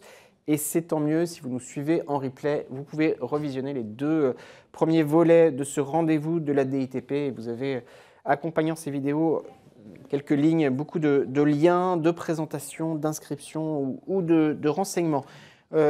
Nouveau regard croisé. Merci à nos invités d'être là. Alban Praquin, bonjour. Bonjour. Alban Praquin, pardon. Vous êtes responsable du pôle intelligence collective à la DITP. Merci de nous avoir rejoints. Pélagie Lebrun, bonjour. Bonjour. Vous êtes chargé de mission analyse et suivi des stratégies immobilières à la DIE, direction de l'immobilier de l'État. Vous nous expliquerez le projet que vous avez lancé avec la DITP. Sébastien Boixel, bonjour. Bonjour. Merci d'être avec nous, adjoint à la directrice de l'école académique de la formation continue à l'Académie de Versailles. Vous êtes par ailleurs responsable formation cadre et enseignant second degré. Hein. C'est bien cela. Je me tourne vers vous, Alban. Peut-être expliquez-nous sur ces enjeux de mise en réseau, pourquoi il était important de donner la parole à la DIE et à l'Académie de Versailles, plus largement ce que vous mettez en place. Tout à fait, merci beaucoup Sylvain. Effectivement, on l'a compris, le campus fonctionne sur deux jambes. Une jambe de montée en compétence des agents, donc de formation très concrète, et une deuxième jambe d'accompagnement par des experts. C'est aussi l'originalité du campus. Et donc, il paraissait intéressant dans cette petite séquence de pouvoir illustrer cette dimension d'accompagnement par des experts et de mise en relation que l'on peut établir via le campus de la transformation entre des besoins exprimés par les administrations et des experts, agents publics, qui sont formés aux méthodes que l'on met en avant sur le campus. Et donc très concrètement, c'est réussir à sécuriser et activer finalement une chaîne vertueuse entre formation des agents, animation de communauté d'experts et accompagnement projet. Et donc, au-delà de l'accompagnement que peut apporter la DITP sur certains projets, certaines sollicitations, pouvoir démultiplier l'action de transformation via ces réseaux, cette communauté d'experts que l'on mobilise sur l'ensemble des sujets que l'on couvre, la facilitation, on en a parlé, le co-développement, le coaching, le design, et justement être dans une logique de diffusion et d'essaimage. C'est extrêmement important. Pour les experts qui sont formés et qui sont amenés à intervenir en réponse à des besoins d'administration, c'est aussi un temps important. C'est un temps qui permet aussi de sortir un peu de son quotidien professionnel, de découvrir finalement d'autres enjeux, d'autres problématiques, et donc d'incarner très concrètement la transversalité, l'interministérialité. Et donc, c'est des temps, on a des retours des experts que l'on a pu mobiliser et mettre en relation avec les administrations, des retours toujours très, très positifs parce que ce sont des vrais temps d'inspiration. Et puis, ça contribue, on en parle depuis le début de la matinée, ça contribue aussi bien sûr à l'internalisation des compétences et à la capacité que l'administration a à se transformer elle-même, par elle-même, avec les compétences qu'elle développe en son cœur. Et donc, ça nous paraissait important d'avoir ce temps sur des sujets extrêmement variés, éducation nationale, immobilier de l'État, de pouvoir illustrer justement ce pilier mis en relation qu'offre aujourd'hui le campus et que le campus va encore développer dans les prochaines semaines, prochains mois. Merci beaucoup Alban Praquin. Alors, mise en relation, cas d'usage, comment ça se passe du côté de la DIE, direction de l'immobilier de l'État? Préparant notre échange de ce matin, vous nous expliquiez que vous avez voulu actualiser votre feuille de route de 2018 axée sur les enjeux d'énergie, c'est bien cela? Oui, tout à fait. En fait, la DIE s'était dotée en 2018 d'une première feuille de route de transition énergétique de l'immobilier de l'État, qu'on a mis en œuvre évidemment depuis. Et cette première feuille était vraiment basée sur les aspects de gestion de l'énergie, qui était le sujet d'entrée finalement, et qui aujourd'hui s'élargit très très largement à tous les sujets de transition écologique.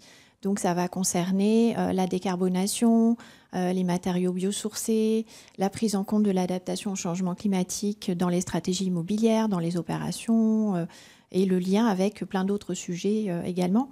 Donc il devenait nécessaire vraiment d'actualiser cette feuille de route. Et puis, d'autre part, comme l'ADIE joue un rôle d'animation interministérielle de toute la fonction immobilière d'État, donc de toutes les administrations centrales, mais aussi des services de l'État en déconcentré qui, eux, sont sous l'égide du préfet de région pour ce qui est de l'aspect immobilier de la chose. On avait forcément besoin de réunir beaucoup d'acteurs et de co-construire cette feuille de route avec eux, cette nouvelle feuille de route, parce que fondamentalement, ce n'est pas la DIE toute seule qui applique les choses, ce sont les administrations occupantes, leurs fonctions immobilières, qui s'emparent des sujets et qui les déclinent opérationnellement avec leurs moyens également. Donc cet aspect de co-construction était vraiment essentiel pour nous. Merci beaucoup. On parlera des problématiques dans un instant dont vous êtes saisi. Sébastien Boixel, expliquez-nous de votre côté, appel à la DITP au campus pour former les personnels de direction au co-développement, c'est notamment cela? Oui, c'est ça. Donc peut-être voilà, 2 mots de présentation de l'école académique de la formation continue. Donc l'EAFC a pour ambition de proposer une offre de formation plus lisible, plus accessible, plus cohérente et plus valorisante afin de mieux répondre aux besoins de tous les personnels de l'académie et de tous les territoires. Et donc l'offre de formation et de services permet à chaque personnel, tout au long de sa carrière, de faire évoluer ses pratiques professionnelles et de s'inscrire dans une dynamique individuelle et collective de développement professionnel. Donc l'Académie de Versailles, c'est 102 000 personnels. Pour les cadres, on est environ sur 1500 cadres au niveau de l'académie. Et donc, les cadres représentent les personnels de direction, les inspecteurs du premier degré et du second degré, et puis également aussi les cadres administratifs. Et donc, nous avons fait appel à la DITP pour former un groupe de personnel de direction et plus précisément des chefs d'établissement référents, c'est-à-dire les personnels de direction qui accompagnent les personnels de direction stagiaires, c'est-à-dire les lauréats de concours, de façon à pouvoir les accompagner dans les retours de situations professionnelles. Donc c'est pour ça qu'on a fait appel à la DITP pour justement nous accompagner et proposer une offre de formation autour du co-développement. Merci beaucoup. Alors, comment vous avez fait? Vous nous le dites dans un instant, mais je vous pose d'abord la question à vous, Pélagie Lebrun. D'abord sur les problématiques, adaptation au changement climatique, décarbonation, gestion de l'eau, est-ce que c'est bien sur cela? les sujets traités, oui, tout à fait. Ouais. En fait, on souhaitait élargir aux différents aspects qui gravitent autour de l'immobilier et qui ont un lien avec la transition écologique. Donc, il y a toujours un axe encore assez fort sur la gestion de l'énergie et sur sa décarbonation. On parle de changer de source de chauffage, de passer du gaz à autre chose qui ne soit plus une énergie fossile, par exemple. Il y a également un axe de plus en plus important sur l'utilisation des matériaux, à la fois l'économie de matériaux, le réemploi, mais également l'utilisation de matériaux biosourcés dans les nouvelles opérations ou dans les rénovations. On a également l'intégration de tout ce qui est sujet de gestion de l'eau, de prise en compte de la biodiversité. Alors, on parle d'immobilier, ça peut paraître curieux, mais en fait, il y a les abords des bâtiments qui jouent un rôle aussi en termes d'artificialisation de surface, en termes de préservation d'espèces, en termes de couvert végétal, qui lui-même joue aussi un rôle sur un autre axe de cette feuille de route, qui est l'adaptation au changement climatique. Parce que le couvert végétal, on en parle de plus en plus, par exemple, dans les phénomènes d'îlots de chaleur urbains, mais sur plein d'autres sujets. L'adaptation au changement climatique, pourquoi c'est un axe très important de cette feuille de route? Tout simplement parce qu'une des conditions d'exercice du service public, de continuité de nos missions, c'est notamment le fait que l'immobilier dans lequel elle s'exerce permette cette continuité d'activité. Et puis, il y a également un axe de cette nouvelle feuille de route qui, lui, a trait à toutes les actions à bénéfices multiples, comme par exemple la sobriété des surfaces. Une sobriété de surface avec la densification des espaces de travail en lien avec les façons de travailler autrement, ce qui fait aussi le lien avec la table ronde précédente. Ça permet de cocher plusieurs cases parce que ça fait moins de surface à adapter, ça fait moins de matériaux pour construire, ça fait moins de ressources utilisées, etc., etc. Donc ça, et moins d'énergie également consommée. Donc ça, c'est les différents aspects. Merci beaucoup. Vous allez nous expliquer vos deux groupes de travail. Sébastien Boixel, expliquez-nous concrètement, alors beaucoup de questions là encore dans le chat sur comment ça se passe, quels impacts, combien de personnes touchées, quels sont les retours. Qu'est-ce que vous pouvez nous dire en la matière? L'impact, Alors, l'impact, en fait, quand on regarde en fait l'objectif, c'est-à-dire qu'on a en fait une attention particulière sur les parcours d'adaptation à l'emploi et sur les phases dites de transition professionnelle des cadres. Je crois que c'est vraiment important, puisque quand on regarde les moments de la carrière où les cadres se forment le plus, c'est vraiment les moments où on va, où on tend vers une mobilité, où on souhaite en tout cas évoluer dans ses missions de cadre. Et c'est vraiment l'objectif de ce qu'on a souhaité porter en termes d'accompagnement, puisqu'on a une offre de formation et de services. Mais on voit bien que ce qui fonctionne, c'est l'accompagnement de cette formation et de ces transitions professionnelles. Et donc, nous avons pour le moment formé une trentaine de personnels de direction au co-développement, de manière à pouvoir accompagner les personnels de direction stagiaires dans leur année de formation dite statutaire, de manière à pouvoir revenir sur des situations professionnelles de terrain, puisque je disais tout à l'heure que l'offre de formation a été repensée pour être au plus proche des situations de travail. On voit bien que la construction des compétences se fait en situation de travail. Et l'idée, c'est vraiment de revenir sur ces situations de travail en groupe pour justement pouvoir monter en compétences. Et là, le co-développement est extrêmement intéressant. Merci beaucoup. Madame Lebrun, sur les ateliers, est-ce que vous pouvez nous dire de l'intérieur comment ça s'est passé? 2 groupes qui réunissent des experts, vous l'avez dit. Combien de personnes? 70 personnes? Alors, il y a eu deux étapes en 2 ateliers. Après un premier temps de travail interne à la DIE pour dégrossir justement les axes de cette feuille de route et les grandes actions. Nous avons mené en juillet 2024 un premier atelier qui réunissait 70 personnes qui étaient des experts des sujets de transition écologique de tout notre réseau interministériel, donc aussi bien issus d'administrations centrales que de services déconcentrés. Également les directions et les opérateurs qui sont vraiment les porteurs de ces expertises-là, la DGEC, la DHUP, l'ADEME, le CEREMA également étaient représentés. Des organisations. Oui. Tout à fait. Et donc ce premier atelier a permis en fait de collecter et prioriser tout un panel d'actions sur les différents axes que j'ai évoqués et d'estimer aussi l'effort à fournir pour pouvoir les mettre en œuvre. Donc à l'issue de cette première journée d'atelier, on a retravaillé une structuration de notre pré-feuille de route qui a servi de base à un deuxième atelier qui, lui, a réuni une 50aine de personnes qui étaient vraiment les décideurs, les décisionnaires de la fonction immobilière de l'État au sein des secrétariats généraux de ministères, au sein des SGAR également pour les régions, toujours avec nos principaux interlocuteurs régaliens, on va dire, sur ces questions-là. Et à l'issue de cette deuxième journée d'atelier, enfin c'était une demi-journée, nous avons souhaité les faire travailler surtout sur la façon d'organiser les moyens pour mettre en œuvre l'ensemble des actions qui avaient déjà été identifiées. Ce qui constitue aujourd'hui le 6e axe de notre feuille de route, qui est axé sur la meilleure utilisation possible des moyens que nous avons et qu'ils ont également collectivement pour ces sujets-là, à travers des sujets de gouvernance, de pilotage, de stratégie, de choses comme ça. Merci. On peut parler sur l'animation d'un binôme DIE-DITP, c'est bien cela? Oui, tout à fait. Merci beaucoup. Je me tourne vers vous, Alban Praquin, peut-être une réaction à un commentaire aimable dans le chat. Héloïse Bure, que je salue.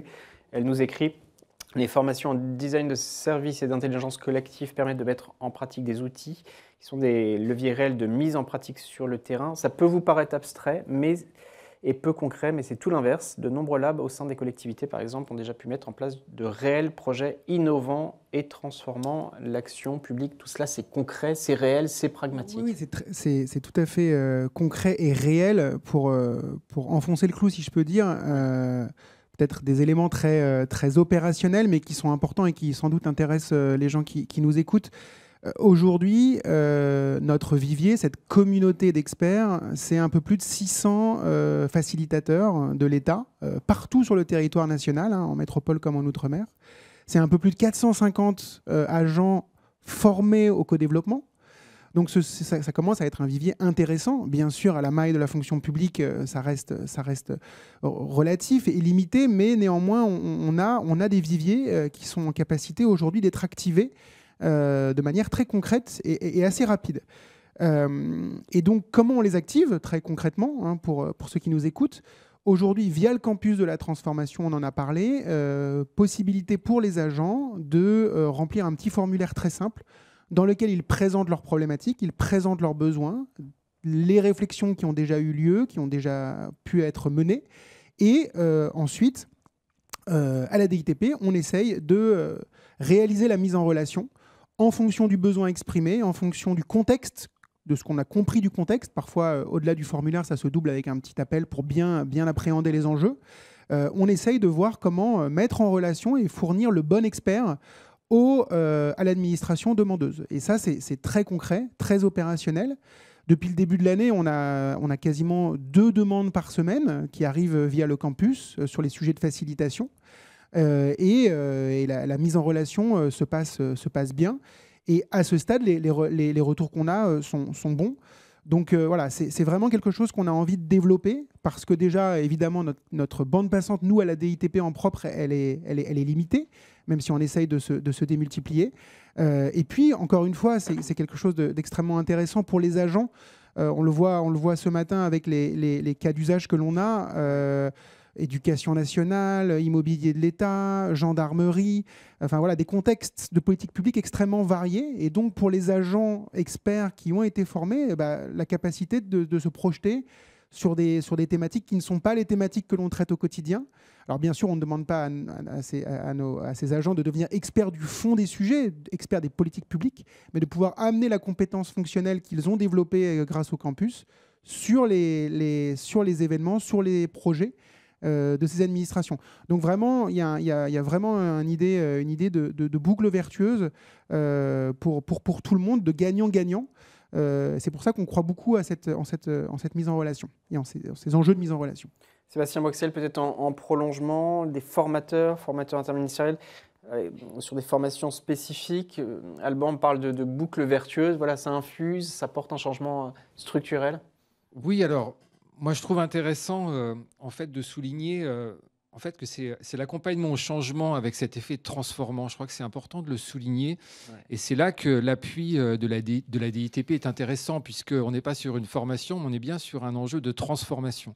On voit bien qu'on a des enjeux et ça commence à infuser au niveau des individus et au niveau collectif. Donc sur les individus, on a bien évidemment, on voit les enjeux sur le développement des compétences managériales et de pilotage. On le disait tout à l'heure, c'est vraiment un enjeu essentiel. Ça permet aussi de prendre du recul sur sa pratique, puisque l'objectif, c'est de permettre justement de réfléchir à sa propre pratique. Et c'est vraiment ça l'enjeu de cette approche un peu transformante. Et puis, je crois beaucoup à cette question du renforcement du sentiment d'appartenance, en particulier le fait justement de participer à un processus collaboratif. Les personnels d'encadrement renforcent finalement leur lien avec leurs pairs, et ce qui améliore la cohésion et ce qui leur permet, moi je pense vraiment, de construire leur réseau professionnel. Et la question de l'effet réseau, pour moi, est fondamentale dans le développement professionnel des cadres. Donc c'est vraiment cette évolution, cette construction évidemment du réseau. Et puis un point peut-être sur l'organisation avec... commence à voir les bénéfices. Donc l'amélioration de la performance collective, je crois qu'on peut en parler. Des questions d'innovation et d'adaptation, parce qu'il y a aussi un enjeu d'adaptation aux situations. Et puis le renforcement de la culture collaborative, puisque le co-développement soutient une culture de collaboration entre pairs. Et ça, je pense que ça va peut-être se construire dans la durée. On est au début, mais l'idée, c'est quand même d'avancer sur cette thématique. Merci beaucoup. En prolongement, Pélagie Lebrun, alors, M. Boxel, vous dites plein de mots-clés impactants. Je retiens notamment l'effet réseau, puis cet enjeu d'efficacité. On est là sur des formations, sur des accompagnements, sur des co-constructions qui visent à une efficacité renforcée des organisations dans un contexte, Alban l'a rappelé, ou Grégoire aussi, contexte budgétaire particulier. Tout à fait. Et d'ailleurs, l'accompagnement de la DITP a été vraiment précieux dans l'élaboration de toute la démarche, justement pour que ces ateliers soient efficaces, qu'on se focalise sur le bon objectif et que les modalités de leur animation, de façon détaillée, puissent permettre d'atteindre l'objectif de ces journées, malgré le fait que ce soit un sujet complètement multi-acteur, complètement protéiforme parce que beaucoup de sujets intriqués les uns dans les autres, que ça ne reste pas un sujet d'experts en fait, mais que vraiment ça infuse dans les stratégies immobilières et dans les réflexions de l'ensemble des parties prenantes de la fonction immobilière de l'État. Donc ça a été un point important. Et en fait, concevoir ces journées-là, concevoir ces modalités d'animation, c'est un métier, ça ne s'improvise pas. Donc, nous avons un petit peu de cette connaissance-là au sein de l'ADIE, mais pas suffisamment encore. Et puis, nous sommes une petite équipe. Et donc, pour animer autant d'ateliers avec autant de participants, nous avons eu d'abord la chance d'avoir le renfort des équipes de la DITP pour le premier atelier. Et puis, pour le deuxième atelier, nous avons fait appel à travers eux au réseau des facilitateurs de la DITP. D'ailleurs, je tiens à saluer les 3 animatrices qui ont participé, qui étaient volontaires sur ce sujet-là, qui ont vraiment été formidables. Il y a un grand intérêt. Alors, certes, avoir des agents formés à la facilitation au sein de toutes les administrations, c'est un vrai plus. Mais il y a aussi le fait que quand on fait appel au réseau des facilitateurs et qu'on a avec soi des personnes qui ont un regard extérieur et qui ne sont pas partie prenante du sujet qu'on doit traiter, c'est extrêmement important pour que justement les réflexions du collectif ne soient pas influencées, biaisées, et qu'elles puissent vraiment s'exprimer de la façon la plus limpide et efficace possible. Merci beaucoup. Il nous reste 7-8 minutes d'échange, beaucoup de questions. J'en prends une pour vous, Sébastien Boixel.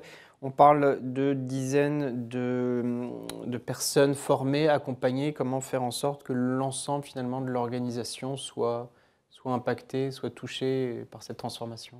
Oui, c'est l'idée. Donc, c'est vrai qu'on démarre doucement. Hein, donc, c'est le côté expérimental. On regarde les effets produits de cet accompagnement à la transformation. Et l'idée, bien évidemment, c'est d'arriver à proposer cette méthode de co-développement pour l'ensemble des cadres, mais pas que. C'est-à-dire, l'idée, c'est de pouvoir justement proposer aussi aux autres personnels de l'académie, les enseignants du second degré, bien évidemment, pour pouvoir prendre du recul sur leurs pratiques. D'accord, donc vous démarrez doucement, mais il y a l'idée de massifier une fois que c'est dispositif. Oui. Bien sûr, l'idée de massifier. Donc, dans un premier temps, c'est d'avoir un groupe d'animateurs, mais derrière, c'est de pouvoir mettre en place des formations de formateurs pour pouvoir justement dupliquer et puis essaimer cet accompagnement au sein de l'académie. Gilles Lebrun, il y a des... Non, effectivement, en rebond avec ce que vient de dire Sébastien Boixel, effectivement, c'est très vrai sur le cas concret qui nous intéresse là, Éducation nationale, Académie de Versailles. Mais plus globalement, effectivement, on a cette volonté de former les agents, mais aussi avec les agents formés, avec les agents qui sont déjà acculturés à ces méthodes-là, de former à être formateurs et à démultiplier aussi les formations du campus partout sur le territoire. Et que ça ne soit pas que, évidemment, la DITP qui soit en capacité d'animer les formations, mais que des agents partout, en administration centrale, en service déconcentré, soient en capacité à leur tour de s'approprier ces formations et de les délivrer très concrètement à leurs collègues agents de proximité. À la DIE, il y a eu des vocations comme ça, des gens qui se sont proposés pour former, pour accompagner. Oui, en fait, d'ailleurs, moi-même et un de mes collègues du pôle TE, nous avons suivi... depuis la formation des facilitateurs. Merci beaucoup. Je prends quelques réflexions. Peut-être on prendra le temps avec les équipes de la DITP de revenir vers vous plus individuellement sur tous vos questionnements. L'accompagnement, Monsieur M, l'accompagnement du changement est clé. L'acculturation doit se faire au fil de l'eau. Donc effectivement, tout ne se fait pas en un claquement de doigts et de façon immédiate. Pour valoriser tous les agents, il me semble important de faire connaître cette offre à l'ensemble des catégories et pas seulement pour les cadres. Oui, tout à fait. Excellent webinaire, bon, merci. Voilà. Fait beaucoup de perfectionnement à venir, beaucoup de formations à venir. Comme personne ne régresse sur une carrière professionnelle, les évolutions sont possibles avec le bilan de compétences, définir quel poste, quel agent. beaucoup de... Je ne vais pas pouvoir toutes les remettre. Il existe un réseau de designers au sein des collectivités territoriales qui s'appelle Dessin Public. Si vous voulez poursuivre et compléter les compétences que propose la DITP. C'est Mme Bure de nouveau qui le mentionne. Oui, vous connaissez ce réseau? Tout à fait. Réseau des designers donc des collectivités territoriales et également réseau des designers de l'État. Donc deux réseaux mais qui communiquent et qui travaillent, on va dire, en symbiose. Réseau des designers d'État qui est animé par le pôle design de la DITP. Donc effectivement, l'idée c'est aussi évidemment, on s'en rend compte tous les jours, c'est de créer des connexions entre des réseaux qui coexistent mais qui parfois ne se connaissent pas malheureusement et c'est normal. Donc il y a aussi cet enjeu de connexion entre différents réseaux et tout ça dans une logique toujours de démultiplication et de passage à l'échelle. Donc c'est vrai sur le design, c'est vrai sur la facilitation, on s'en rend compte tous les jours qu'il y a des viviers, il y a des réseaux de facilitateurs qui existent un peu partout dans les administrations, un peu partout sur le territoire. Et notre rôle aussi à la DITP, c'est de les identifier, de les cartographier et de les connecter pour que tout ça puisse être massifié. J'en profite, du coup, ça me fait aussi une petite idée qui est importante. Pour intégrer la communauté des experts, il n'est pas nécessaire d'avoir suivi à stricto sensu la formation de la DITP. Je prends l'exemple sur les sujets de facilitation. Il existe beaucoup de formations et beaucoup d'agents. Et heureusement, d'agents publics sont déjà formés à la facilitation et donc ont bien sûr vocation à rejoindre notre réseau alors même qu'ils n'ont pas suivi notre formation. Donc pas d'inquiétude là-dessus. La formation de la DITP n'est pas un prérequis pour intégrer le réseau. Au contraire, on essaye d'ouvrir au maximum les portes de ce réseau pour qu'il soit le plus efficace et opérationnel possible.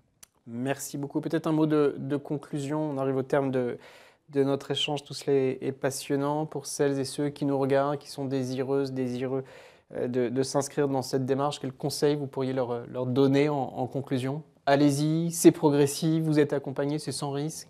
Alors, un conseil, allez-y. C'est sans risque puisque on est sur le côté expérimental au départ et ce qui est intéressant, c'est de voir les effets produits. Ouais. On a parlé de co-développement.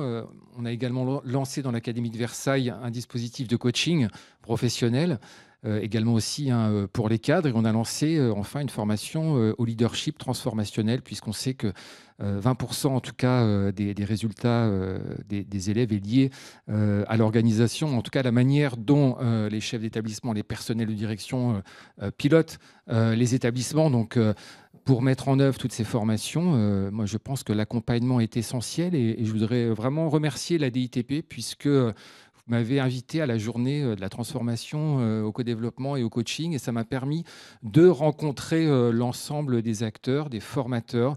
Et vraiment merci pour ce temps d'échange puisque au départ l'idée c'est quand même d'arriver à se connaître, de pouvoir échanger et ensuite de pouvoir travailler ensemble. Donc merci pour cette invitation. Merci à vous. Vous voulez en prolongement conclure, insister sur un message, madame? Moi, je conclurai en disant que c'est effectivement une source humainement très riche d'échanges, de mise en perspective également, qui permettent, même pour soi, de prendre un petit peu de la hauteur par rapport à ce qu'on fait au quotidien et à adopter d'autres perspectives et quelque part à revenir dans le jeu avec d'autres ressources. Merci. Donc c'est vraiment, vraiment une démarche très, très intéressante pour le collectif, mais aussi pour soi. Merci d'être venu témoigner. Vous êtes des ambassadeurs du campus, si je puis dire. Alban, un mot de conclusion. Donc, tout cela est en ligne, tout cela est ouvert. Oui, tout à fait. Peut-être le message final, c'est vraiment prenez notre attache. Venez vers nous. On est à votre disposition à la fois pour vous conseiller, pour vous orienter aussi au sein de cet écosystème-là. On vous donnera aussi toutes les informations sur les différentes actions d'animation des communautés que l'on mène, que ce soit des webinaires, que ce soit des newsletters, que ce soit des journées présentielles, des temps forts présentiels pour échanger sur ces pratiques-là. Donc on est bien sûr à la disposition des agents pour répondre à ces questions et être les guides, les orientateurs pour que ça soit le plus simple possible pour eux et qu'ils s'y retrouvent dans l'ensemble de ces communautés.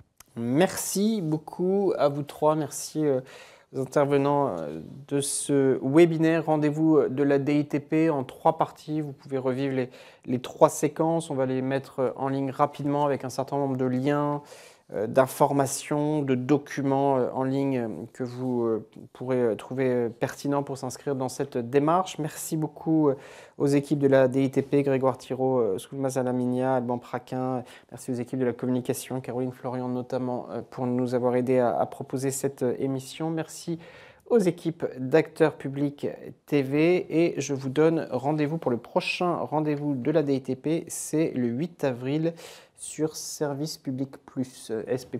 Donc voilà, on communiquera pour revenir vers vous pour que vous inscriviez à ce prochain rendez-vous de la DITP le 8 avril. Je vous dis à très vite.